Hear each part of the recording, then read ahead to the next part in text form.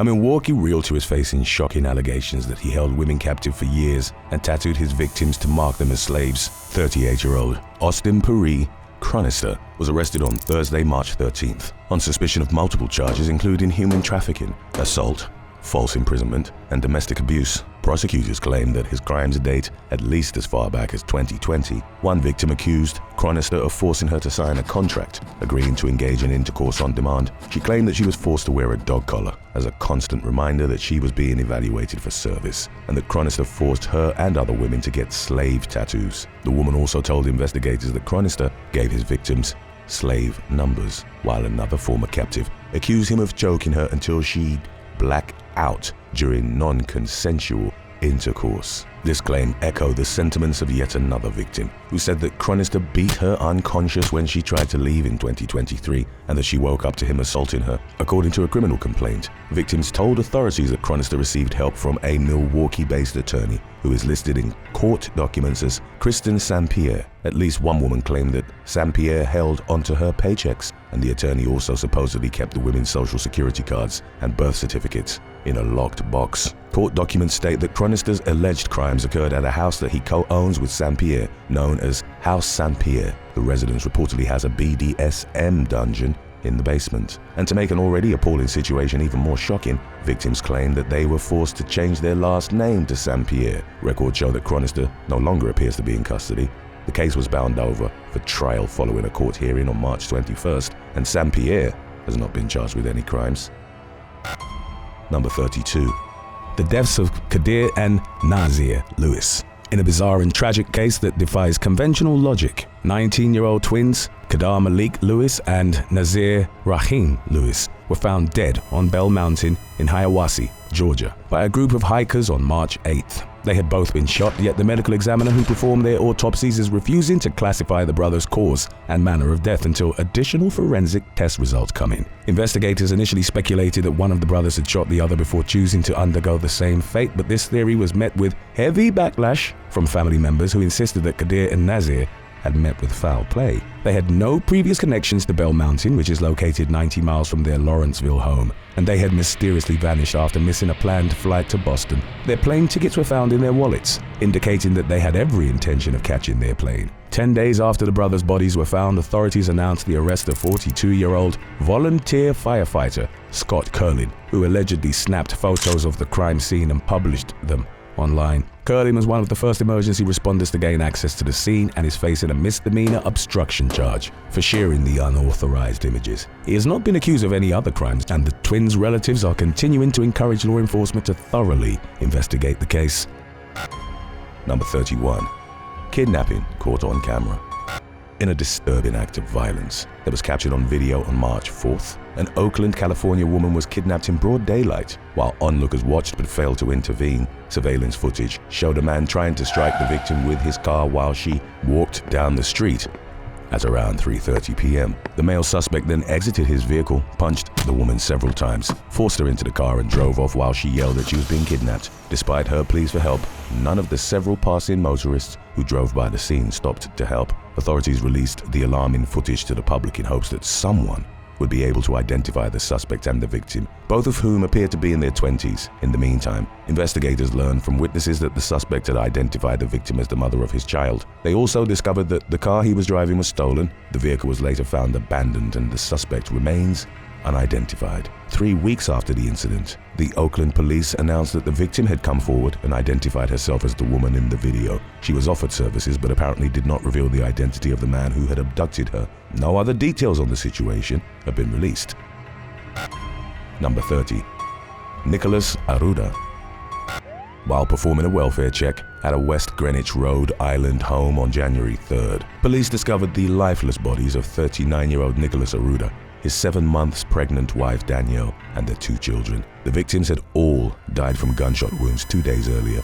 On New Year's Day, officers had gone to check on the family at the request of Danielle's co-workers, who had become concerned for her well-being after she stopped showing up at her job several days earlier without explanation. Danielle and the kids had been shot with an M4-style assault rifle, and investigators determined that Nicholas was the killer. There were no signs of a struggle, indicating that Nicholas had ambushed the victims in a completely unexpected fashion. News of the family massacre shocked the Arruda's friends and acquaintances, who had noticed no signs of marital strife between the couple. In fact, Nicholas and Danielle had appeared to be happy together, and people seemed to believe that they were a loving family. Law enforcement had never been called to the Arruda's home, leaving detectives equally mystified about why Nicholas had decided to kill his wife and children. Number 29. Adrian Rodriguez-Guillen. A contentious love triangle met its murderous fate on January 3rd, when 41-year-old scorned ex-husband Adrian Rodriguez-Guillen could no longer control his jealousy over his ex-wife's relationship with her on and off girlfriend. He had been threatening to kill the couple for months when he attempted to corner his former wife's girlfriend, 40-year-old Adriana Herrera. When she came to pick up his ex at the woman's Las Vegas home, Rodriguez-Guillen had parked behind a neighbor's truck ahead of time to conceal his presence. When Herrera pulled into the driveway, he tried to block her car in, but she sped off with Rodriguez-Guillen's ex-wife in the passenger seat. He chased after the women, then cut their car off at a traffic light and exited his vehicle. Armed with a rifle, Rodriguez-Guillen approached the driver's side window while his ex-wife tried to shield Herrera from harm. He ordered his former spouse to move, then shot Herrera in the face, only to realize that he had accidentally shot his ex in the hip. Also, Rodriguez-Guillen immediately began to apologize and called 911. His ex-wife survived, but Herrera was pronounced dead at the scene, resulting in Rodriguez-Guillen's arrest. He's facing 15 charges in total, including open murder, attempted murder, domestic battery, aggravated stalking, 2 counts of first-degree kidnapping, and 9 counts of discharging a gun into an occupied structure or vehicle. Records show that he's currently being held without bond at the Clark County Detention Center. Number 28. Stephen Righini. I am a resident of Maine, and I had the cops called on me. A SWAT team showed up, and I'm now engaged in a shootout. My state has been the #1 abortion and gay rights state in the entire country, and I've been segregated against for my beliefs. Now they're trying to arrest me simply because I do not believe in gay rights and abortion. An hours-long SWAT standoff in the rural community of Portage Lake, Maine, ended in death for one local resident in early February when the suspect shot at law enforcement during his attempt to flee the scene. Earlier on in the ordeal, 29-year-old Stephen Righini had posted alarming footage of himself with a gun on social media. In one video, he accused the police of trying to arrest him for not supporting abortion and gay rights. He also claimed that law enforcement was trying to take away his young daughter, who was in the house with him during the standoff. In reality, state troopers had responded to the residence after receiving a call from Righini's 18-year-old wife, who accused him of pushing her into a wall during an argument. She left the house before the police arrived, but when the responding officers tried to talk to Righini, he fired several gunshots from 2 different firearms and retreated inside the home. Righini tried to run from the scene following several hours of failed negotiations. He shot and killed a police canine, prompting troopers to fire back, and was killed in the exchange of gunfire. His daughter was found unharmed inside the residence and no police were killed, but one trooper survived a non-lethal gunshot wound to the shoulder. Righini's wife said that her husband wasn't acting like himself that day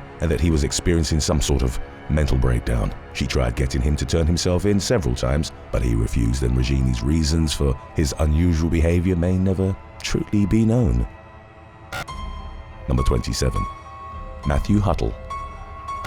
On Sunday, January 26th, just days after receiving a pardon from President Donald Trump for his involvement in the January 6th, 2021 Capitol riot, 42-year-old Matthew Huttle was shot dead by a sheriff's deputy during a traffic stop in Jasper County, Indiana. He had been pulled over for speeding along State Road 14 near the Pulaski County line. Huttle told the cop right away that he was a January 6th defendant and couldn't afford to get into legal trouble. He admitted to driving without a license while claiming that he was waiting on a hardship license, which allows otherwise banned motorists to drive under certain circumstances, but he was still committing a legal offense by driving without a license. And when the deputy attempted to arrest Huttle on a felony charge of being a habitual traffic violator, he ran to his car, grabbed a gun and raised it, prompting the deputy to return fire. At the time of the incident, a misdemeanor conviction had just been wiped from Huttle's record, courtesy of President Trump. Huttle had served 6 months in prison for the offense and was released in July of 2024,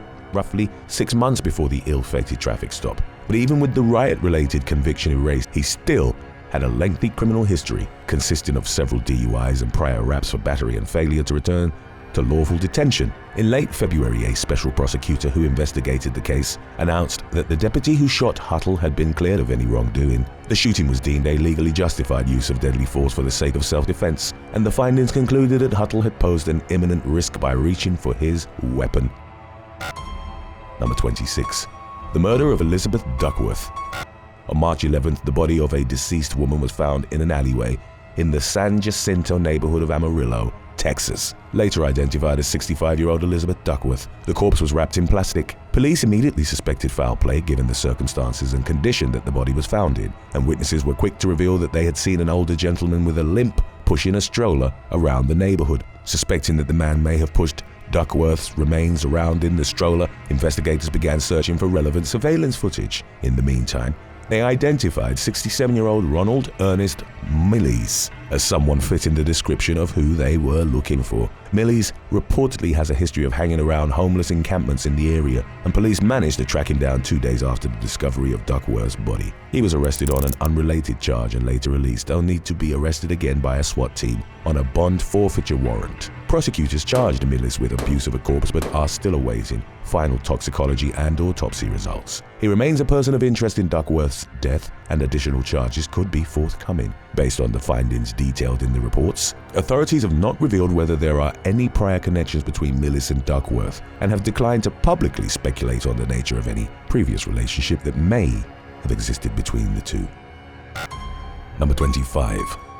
Nora Nelson.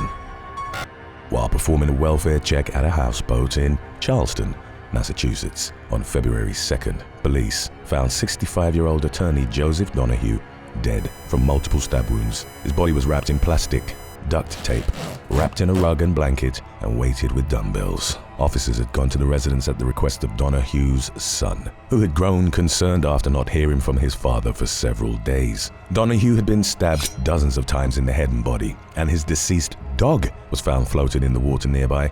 He had been attacked with such rage that the knife blade had broken off of the handle and was lodged in his skull. Upon arriving at the scene, police were greeted by Donahue's girlfriend, 24-year-old Nora Nelson, who allegedly lied about her identity and initially claimed that Donahue was at an adult club. Officers found Donahue's body after insisting on going inside and looking around, and they noticed pieces of Nelson's pink fingernails on the decedent's chest. Nelson was taken into custody on unrelated warrants and has since been charged with first-degree murder. During her first court hearing, she said, "But no one has ever told me that this even happened in my house. This is the first time I've ever heard of this happening in my house." She maintains her innocence and reportedly plans to fight the case. Outside the courthouse, Nelson's defense attorney, Ian Davis, said that his client will present her defense at trial, but declined to go any further into detail, stating, "This is not the forum." The defendant has a troubling history of legal run-ins, including an arrest in September 2023 for assaulting her 63-year-old boyfriend,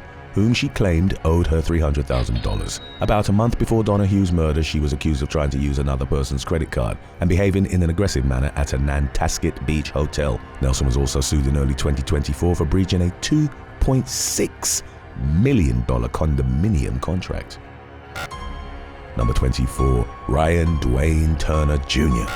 A sheriff's deputy was killed during a high-speed pursuit in San Bernardino County, California, on March 17th, and the man he was pursuing is now facing a murder charge. 36-year-old Hector Cuevas Jr.'s patrol car was split in half after he collided with another vehicle driven by 23-year-old Marceline Demian, who was uninvolved in the pursuit, then struck a light pole. The impact of the crash caused Demian's vehicle to strike a power box, causing a neighborhood-wide power outage. At the time of the accident, Cuevas was chasing after a stolen car driven by 22-year-old Ryan Dwayne Turner Jr., who had refused to pull over for a traffic stop at around 11 o'clock in the morning. Cuevas was pronounced dead at the scene of the accident, while Demian was taken to the hospital with non-life-threatening injuries. In the meantime, Turner ditched the stolen car and fled on foot. He was apprehended by law enforcement a short while later and was charged with second-degree murder, evading an officer, and driving or taking a vehicle without consent. The accused killer pleaded not guilty and remains held without bond as he awaits his next court hearing, which is scheduled during the month of April. Turner has a history of evading law enforcement, which includes a previous high-speed pursuit that took place in Rialto in early 2024. He took a plea deal in that case and served just 8 months of jail time due to California's custody laws, which give credit to inmates for time served in county lockup while they wait to resolve their case. Number 23. Victoria Goodwin. The wife of Ghost Adventures star Aaron Goodwin is accused of plotting to have her husband killed, despite acting perfectly happy with the marriage in a social media post just days before her arrest in Nevada on March 6th. 32-year-old Victoria Goodwin reportedly spent months hashing out the details with notorious killer Grant Amato, who is serving life without parole at a Florida prison for killing his entire family. Authorities discovered the murder plot after a guard caught Amato with the contraband cell phone that he had been using to communicate with Victoria. The device contained messages detailing Victoria's alleged desire for Aaron to die and her attempts to hire a hitman to kill him. At one point, she asked Amato if she was a bad person for choosing to end Aaron's existence instead of simply divorcing him. She provided her secret confidant with information about her husband's filming locations and times while he was recording his show in California, where she hoped for the murder to take place. It appears as though Amato tried to solicit someone for the crime, but for reasons that are unclear, the plot never came to fruition. The good news is that Aaron is still alive. The bad news, at least for Victoria, is that she is now potentially facing years in federal prison for her attempt to have Aaron killed, following her arrest on charges of solicitation to commit murder and conspiracy to commit murder. She insisted that she was merely fantasizing about a life without her husband and denied having any actual plans to murder him. She also claimed to have no memory of sending the incriminating messages, and while she admitted that she and Aaron were having marital problems, she said that she believed the $11,500 she had set aside was meant for buying cell phones rather than paying a hired assassin. Aaron told TMZ that he was completely blindsided by Victoria's arrest, and more particularly, the nature of the allegations against her. He believed he was in a happy marriage but has since filed for divorce after learning the truth. Within days of Victoria's arrest, he also filed a lawsuit accusing her of negligence, assault, and false imprisonment. The lawsuit accuses Victoria of inflicting severe emotional distress on Aaron by way of extreme or outrageous conduct, among other allegations. In the meantime, she remains in custody at the Clark County Detention Center, with bond set at $100,000, and is currently awaiting a preliminary hearing. Number 22. Nikita Casap. Wisconsin high school student Nikita Casap had perfect attendance, so it was naturally unsettling when he stopped showing up to class in mid-February. After not seeing or hearing from him for 2 weeks and receiving some suspicious messages from his father's cell phone, school officials notified Casap's grandmother, who requested a welfare check at the family's Waukesha home. Inside the residence, officers found the decomposing bodies of Casap's mother, Tatiana, and his stepfather, David Mayer. Tatiana had been shot 3 times, including in the neck, and Mayer had been shot in the back of the head. Casap himself was nowhere to be found, and his parents' vehicle was also missing, prompting the authorities to immediately launch a search. He was arrested later that day during a traffic stop in Righini, Kansas, which is located 850 miles from Waukesha. The teen was driving his stepfather's sedan and had the family dog in the car. Casap also had a gun in his possession. He was extradited to Wisconsin on car theft and gun theft charges, but is yet to be charged with the murders of Mayer and Tatiana.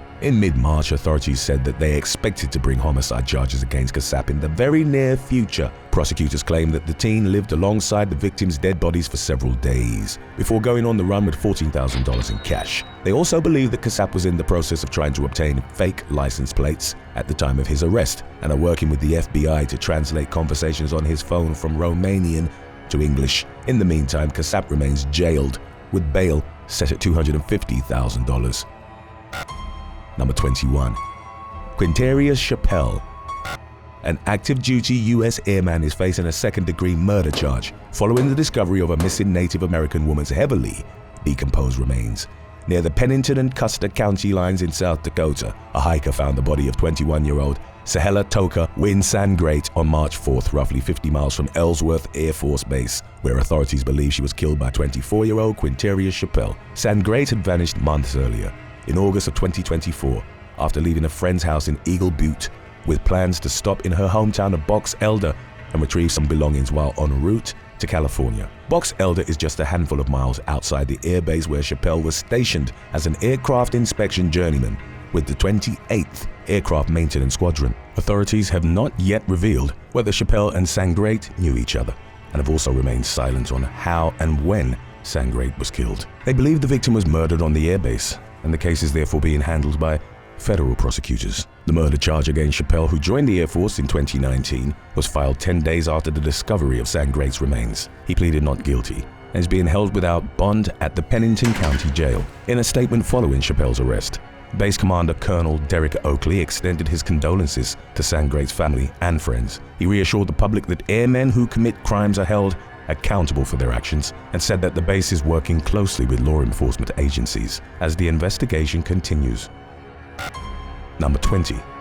Marlon Rabanales-Pretzantzin. 20-year-old Guatemalan national Marlon Rabanales-Pretzantzin looked like a proud father in a photo with his partner Olivia Barrios Cifuentes and their baby, who was the first baby born in Queens, New York in 2025. Just 2 months later, he was arrested for killing his daughter. Little Licidia Rabanales Barrios came into the world at 12:28 a.m. on January 1st, and her mother and father were beaming as they became acquainted with the newborn at St. John's Episcopal Hospital. Their story, which was featured in the media, described how the couple received a collection of gifts to help them get started on their parenthood journey, including a diaper bag, toys, and a baby monitor. And for a while it seemed like everything was going well. A business owner who ran a bodega near Marlon and Olivia's Inwood home would later tell the New York Post that Marlon seemed like a young but good father. He often made diaper runs to the store and had made his most recent purchase just a week or so before tragedy struck on March 7th.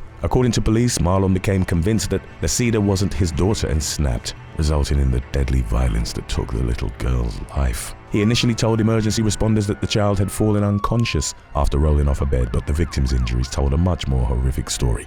When confronted by law enforcement, the young father confessed to killing Lacida and admitted that he did not want or respect her. Police say that the child's mother does not appear to be involved in the fatal assault and has not been charged with any crimes. Relatively little is known about Marlon, who reportedly crossed into El Paso, Texas, illegally from Mexico in 2022. He was briefly detained by Border Patrol following his arrival in the United States and is currently being detained without bail after pleading not guilty at his arraignment. In a statement, Nassau County Police Commissioner Patrick Ryder blamed lax Biden-era immigration policies for Marlon's presence in the U.S. He said that the defendant not only should have never been allowed into the country, but that he should have never had a child in his care or at his home. A federal immigration detainer will be placed on the accused killer, marking him for deportation. But his removal from the country will likely be delayed if he's found guilty of the second-degree murder charge he's facing. Number 19. Anthony Avila-Puebla. Illinois couple Tom Davis and Eleni Vretos were in the middle of their wedding ceremony on February 15th when one of their guests slipped away and blew up their Cicero home. The culprit, 31-year-old Anthony Avila-Puebla, was found dead among the rubble. Davis and Vretos had just finished saying their vows when they learned about the explosion. Vretos later told reporters that she ran to the scene in her wedding gown and watched from a neighbor's yard as her uninsured home went up in smoke. According to authorities, Avila-Puebla had a previous relationship with someone who lived at their household. Shortly before the blast, neighbors' surveillance cameras captured video of him parking his car about a block away from the residence. He then made 3 trips back and forth between his car and the house while carrying bottles of flammable liquid to the crime scene. Avila-Puebla entered the home and never came out, making it clear that he was responsible for the explosion, which displaced 11 nearby families. Investigators have not publicly identified a suspected motive for the deadly arson. Number 18. Kimberly Sullivan.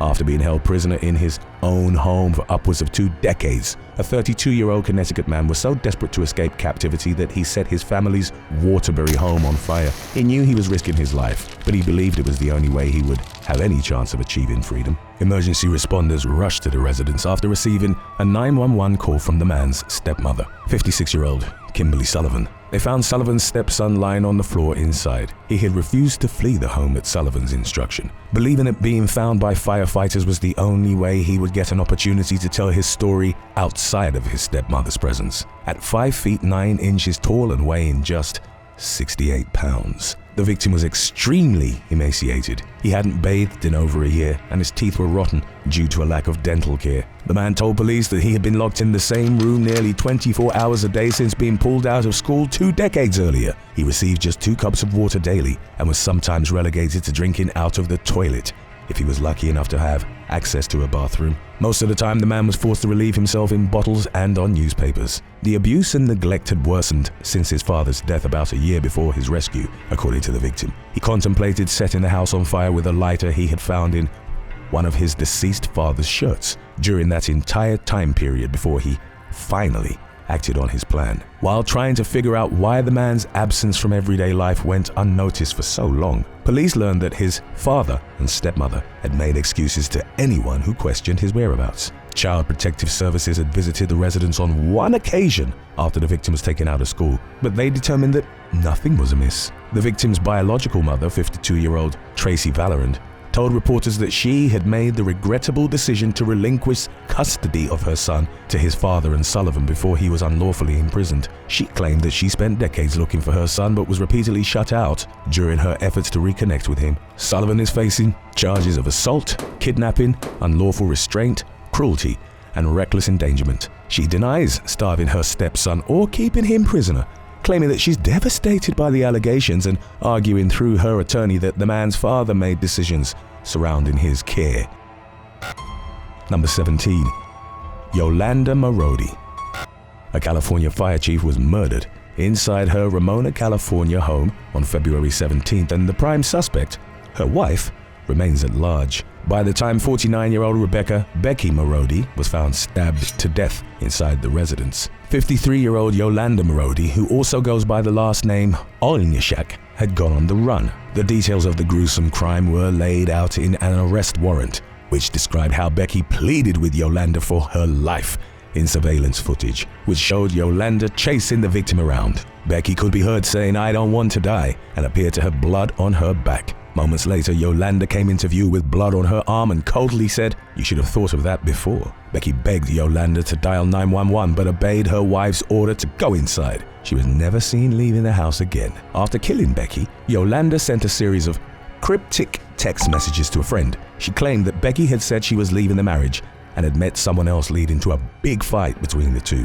Yolanda admitted to hurting Becky and proceeded to load her car with belongings. The vehicle was seen crossing the border into Mexico later that day, and her whereabouts remain a mystery. Further investigation turned up evidence that Yolanda was likely telling the truth about her deadly fight with Becky, stemming from Becky's desire to end their relationship. Just days before the killing, Becky had sent Yolanda text messages stating that she no longer wanted to be together and was planning to move on with her life.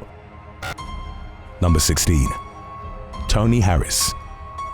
A 62-year-old career criminal from the Bronx named Tony Harris is behind bars after being repeatedly released without bail despite having over 24 prior arrests on his record. He had even been cut loose amid a felony gun case in 2024 after being caught with 2 firearms and a large amount of ammunition and crack cocaine, and it took a murder charge for a judge to finally detain him without bail. Not surprisingly, many people are angry that Harris was free to kill someone in the first place and are wondering why the judge who oversaw his previous cases, Anna Mikaleva, didn't take a more heavy-handed stance. Instead of remanding Harris to jail, Mikaleva released him on an ankle monitor, which he was wearing when he fatally shot 56-year-old Emilio Rosas outside of Delhi in late February. In addition to the felony gun case, Harris has been arrested in the past for robbery, burglary, drug and gun possession, possession of burglary tools, menacing, strangulation, and more. During the incident that led to the most recent gun charges, police were attempting to arrest Harris for strangling his girlfriend when he barricaded himself inside his home,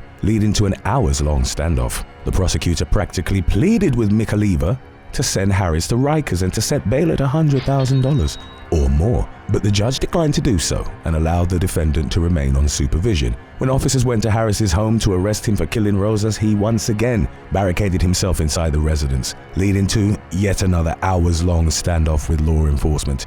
He was eventually taken into custody and went before a different judge, who revoked his bail in the earlier case and detained him without bond.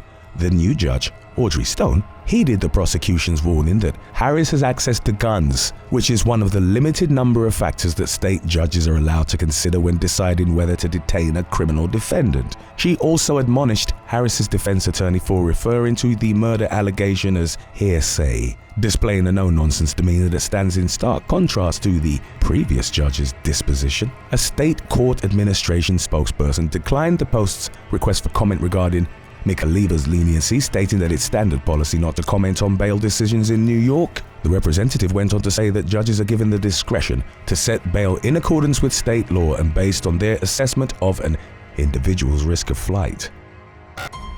Number 15. Kaitlyn Siragusa.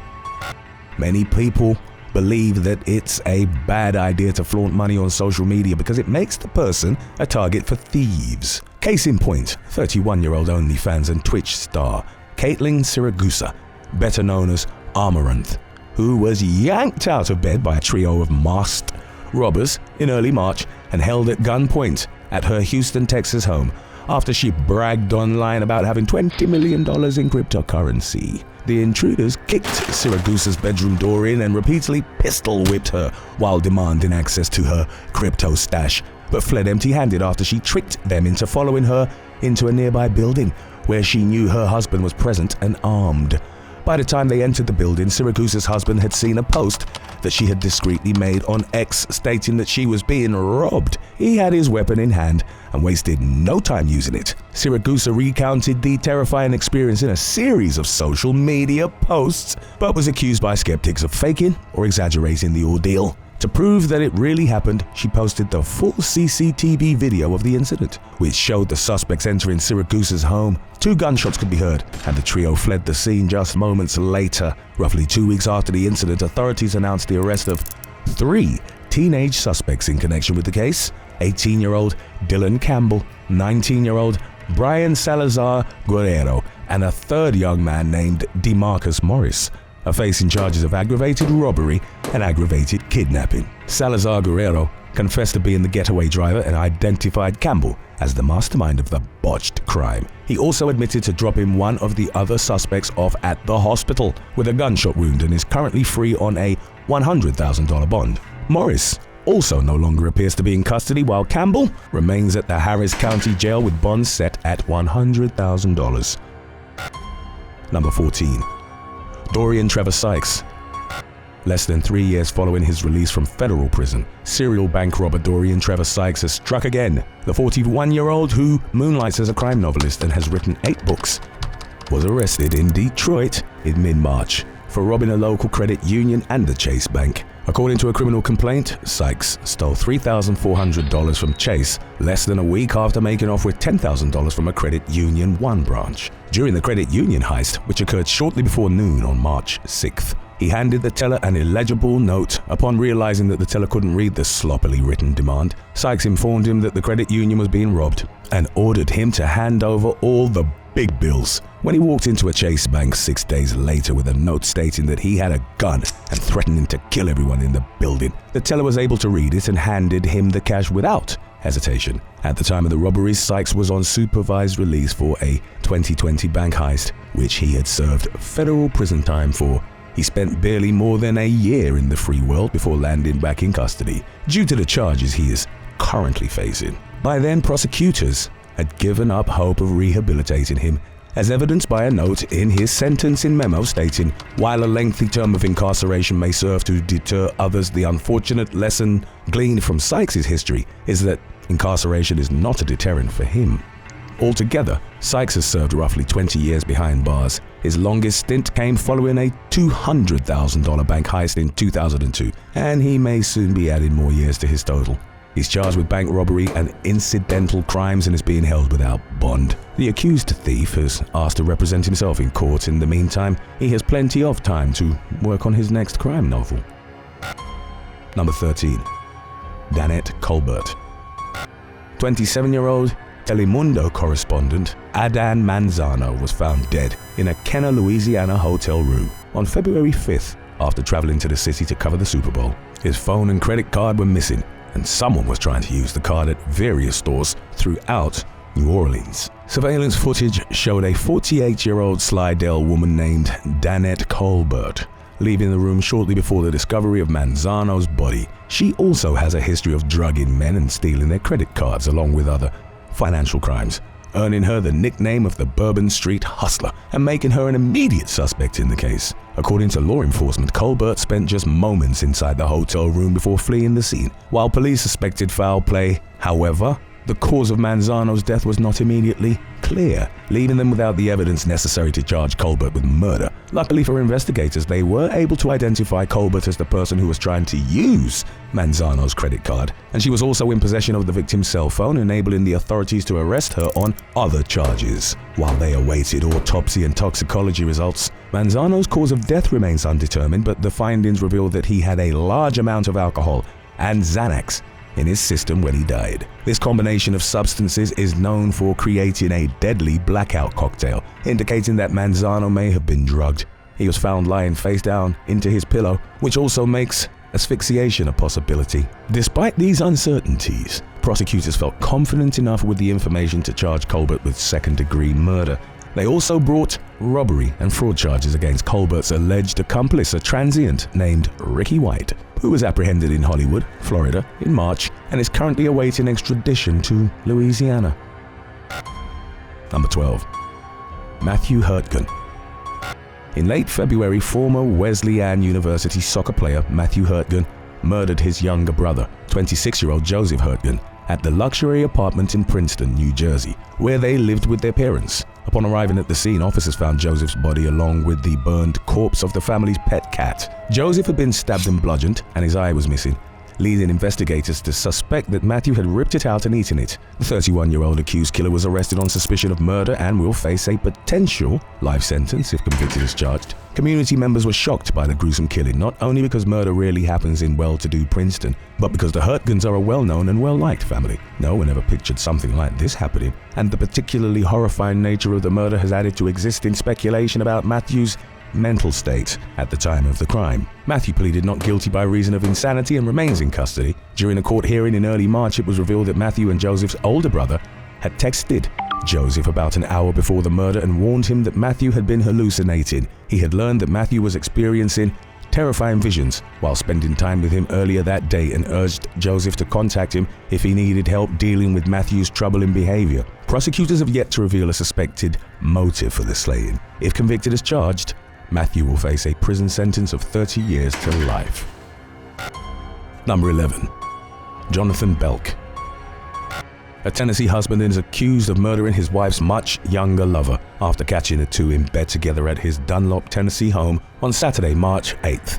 Officers arrived at the residence to find 41-year-old Jonathan Belk standing at the doorway covered in blood. Stuffed inside a nearby outdoor garbage can was the crumpled body of Billie Jean Floyd, who had turned 18 just 3 days earlier. He had been stabbed to death. Belk's wife, 31-year-old Jada Golston, had also been stabbed, but survived her injuries. While speaking with law enforcement, Belk expressed his fear that he had ruined his marriage because he had offed Floyd, seemingly unaware that he would soon be facing much bigger problems. Following his admission to the crime, he was arrested on suspicion of criminal homicide and booked into the Sequatchie County Jail, where he remains in custody. Floyd's godmother, Brandy Smart, told local station News Channel 9 that the victim had been in a long-term relationship with Golston, which started at least a year and a half before his murder. Around that same time, he had been warned by Belk to stay away from Golston, but had continued to see her anyway. Smart said that Floyd's untimely death has left her wondering how he got involved in the love triangle to begin with. Police declined to comment on Smart's claims and are still searching for the murder weapon. Number 10. Suzanne Mericle. A popular Georgia dentist is taking some time away from her office in upscale St. Simon's Island to face a murder charge for the death of her boyfriend, whom she's accused of shooting at the couple's Gainesville home. Members of law enforcement responded to the residence at around 1:15 on March 8th after being alerted to an incident at the property. Upon arriving at the home, officers found 68-year-old David Barron unresponsive in a bedroom with a gunshot wound to the torso.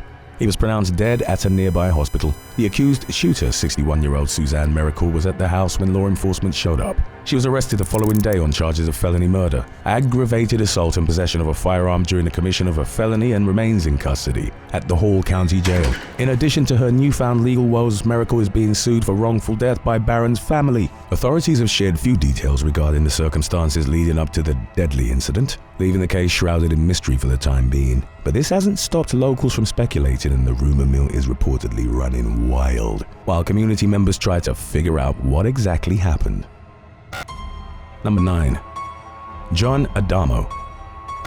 A long-running neighborly dispute in an upscale Berkeley Township, New Jersey community ended on March 10th with one man dead and two victims fighting for their lives, described by community members as a combative alcoholic with anger issues. 54-year-old John Adamo shot Tom and Jill Kwiatkowski shortly before 5:00 p.m. in an apparent fit of rage. Police arrived at the scene to find the Kwiatkowskis clinging to life. As emergency responders rushed the couple to the hospital, a SWAT team attempted to coax Adamo out of his $1 million home. After 2.5 hours of fruitless negotiations, the team blew Adamo's front door off and found him dead from a gunshot wound. Neighbors speculated that Adamo was triggered by newly installed surveillance cameras, which were pointed directly at his property, and no trespassing signs that specifically called Adamo and his wife out by name. Local residents had only nice things to say about the Kwiatkowskis, but they were less fond of Adamo, who had reportedly been estranged from his family for years due to his drinking problem. According to the most recent available updates, Tom remains in critical condition while Jill's condition has been upgraded to stable. Number 8. Python-Wielding convenience store heist. On March 6th, authorities in Madison County, Tennessee appealed to the public for help identifying 2 male and 2 female suspects who had robbed a Citgo convenience store 2 days earlier while wielding a pair of ball pythons. After stealing $400 worth of CBD oil, the thieves made off in a 4-door sedan with the trunk bungeed shut. Police have been looking for them ever since. Surveillance footage showed the suspects waving the snakes around and setting them on the counter while interacting with an employee. The worker did not appear to be terrified, but he could be seen cautiously backing away as the thieves held the snakes out in his direction. A clerk who was on duty at the time, Mayor Raval, told local news outlet WREG that he believes the suspects carried out the theft in a very planned and deliberate fashion. He also thinks that they would have stolen more CBD oil if there had been fewer customers in the store at the time. Anyone with information about the suspects is urged to call Crime Stoppers or law enforcement. Number 7. Nataly Helen Martins Pereira. A Brazilian woman showed not even a glimmer of remorse while confessing to the murder of a missing pregnant teenager, Emily Azevedo Senna, who was found buried in the suspect's yard in mid-March with her baby cut out of her body. According to authorities, 25-year-old Nataly Helen Martins Pereira had lured the victim to her home in the city of Cuiabá under the guise of donating baby clothes to the young expectant mother. She even paid for Senna's transportation, but encouraged the teen not to bring her boyfriend, saying that she felt it would be inappropriate to allow a man other than her husband into the house. Prior to the discovery of Senna's body, investigators identified Pereira as a suspect in her disappearance by tracking the missing young woman's phone activity, which revealed her plans to travel to Pereira's house. In the meantime, suspicious doctors called law enforcement to a hospital where Pereira and her husband, 28-year-old Christian Albino Ceballo de Arruda, were attempting to obtain a birth certificate for Senna's newborn. The couple were taken into custody and Senna's remains were found hours later during a search of the suspect's property. Pereira admitted to killing Senna and stealing her baby, with plans to keep and raise the child as her own. In the meantime, de Arruda claimed that he believed his wife had just given birth and that the baby was their biological child. He denied any knowledge of Senna's murder and the case remains under investigation. Number 6. Percy Levy. On Thursday, March 13th, a Washington state man who had received clemency for previous criminal charges was arrested on nearly a dozen drug and weapon-related counts. 54-year-old Percy Levy was apprehended by the Snohomish Regional Drug Task Force during a traffic stop following a 16-month investigation into his suspected crimes. During a search of his home, law enforcement found nearly 3 kilos of cocaine, around 15 grams of crack cocaine, and more than 550 grams of fentanyl, enough to kill around 278,000 people. Investigators also found a handgun, a digital scale, and drug packaging supplies. Levy is facing 11 felony charges, including unlawful possession of a firearm, possession of a stolen firearm, and possession of a controlled substance with intent to deliver. Just 6 years earlier, in April 2019, former state governor Jay Inslee had granted Levy clemency on previous gun and drug charges, which he had served a 17-year prison sentence for. He spent the next several years advocating for criminal justice reform, but is now accused of falling back into the lifestyle. Levy is being held on $1.5 million bail amid the ongoing investigation into his alleged crimes. Number 5. Christopher Morgan.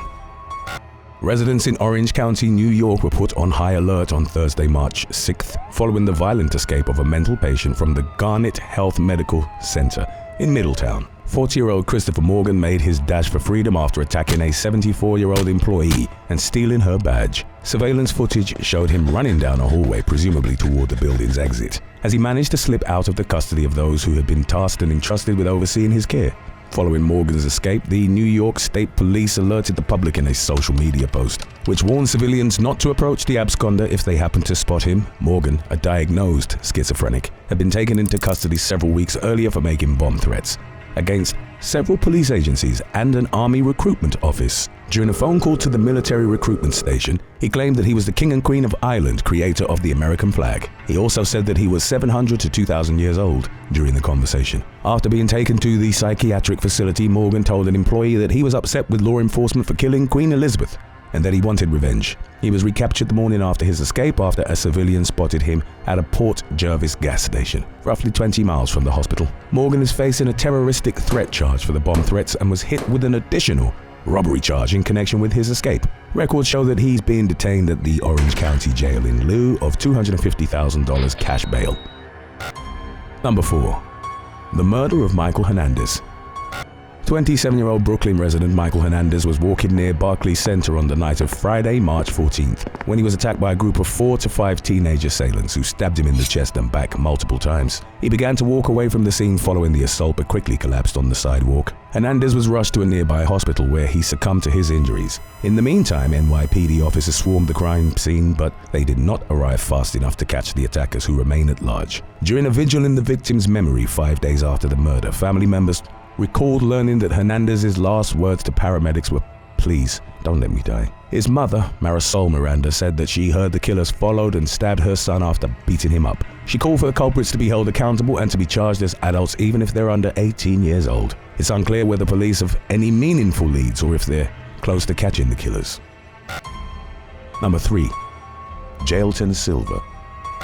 Apparently unwilling to accept that his marriage to his ex-wife was over, a 35-year-old Brazilian Navy sailor named Jailton Silva killed 25-year-old Elaine Silva at their former marital home in Rio de Janeiro on January 6th. Surveillance footage showed him chasing and shooting the victim the day after her boyfriend had visited her at the residence. The incident ultimately claimed both Jailton and Elaine's lives. Jailton had an established history of abusing Elaine, which included prior criminal convictions for making threats, but his past legal issues failed to deter him from continuing to stalk and harass his ex-wife. He even monitored the security cameras at Elaine's residence, which was how he discovered that she was seeing another man. Footage captured just moments before Elaine's murder showed her mother attempting to intervene in an argument between her and Jailton, who could be seen pulling a gun from his waistband. Jailton followed Elaine outside and shot her 3 times as she tried to seek refuge at a property across the street. He died by a gunshot wound shortly thereafter, and critics have argued that the tragic slaying could have been prevented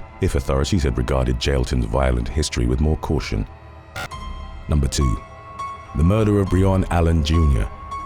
A young Florida boy named Breon Allen Jr. was simply in the wrong place at the wrong time when he was fatally gunned down by 4 gangbangers in Jacksonville on January 24th. 18-year-old Keith Fields, 20-year-old Daniel Larkins, 24-year-old Zarod Sykes, and 21-year-old Keith Johnson are accused of killing Allen while shooting at rival gang member Lafayette Mango, who was shot but survived. Allen and Mango were walking together at the time of the shooting, which Sheriff T.K. Waters described as a targeted, planned act. He accused the suspects of being fully aware that their intended target was walking with a child and choosing to open fire anyway. The incident came amid rising violence between gangs in the area, and the authorities are determined to show that the killing of an innocent civilian, especially of Allen's young age, won't be tolerated. Following their arrests in mid-March, Fields, Larkins, Sykes, and Johnson were charged with second-degree murder, attempted first-degree murder, and conspiracy to commit murder. But there were more people involved, according to Sheriff Waters, who said that additional charges may be forthcoming as the investigation continues. Number 1. The Zizayans. In January, members of a cult-like group of educated vegans called the Zizayans fell under investigation for their alleged roles in various violent crimes throughout the United States. One of the suspects, 33-year-old Michelle Zacco, was already a person of interest in the murders of her parents, Richard and Rita Zacco, who were shot dead inside their Chester Heights, Pennsylvania home in January 2023. Zacco had been questioned in the immediate aftermath of the double homicide, but had been on the run for 2 years after fleeing the police station on foot, leaving behind her car and $40,000 in cash. She and 2 alleged accomplices, 34-year-old Jack Ziz Lasota and 26-year-old Daniel Arthur Blank were arrested in Frostburg, Maryland, in February on trespassing and weapon-related charges. The trio was taken into custody after police received a call from a local resident who said that the suspects had asked to camp on their property. The homeowner said no and asked them to leave, then contacted law enforcement to report their suspicious behavior. In addition to the murder of Zacco's parents, the Zizians have been connected to multiple other homicides. On January 20th,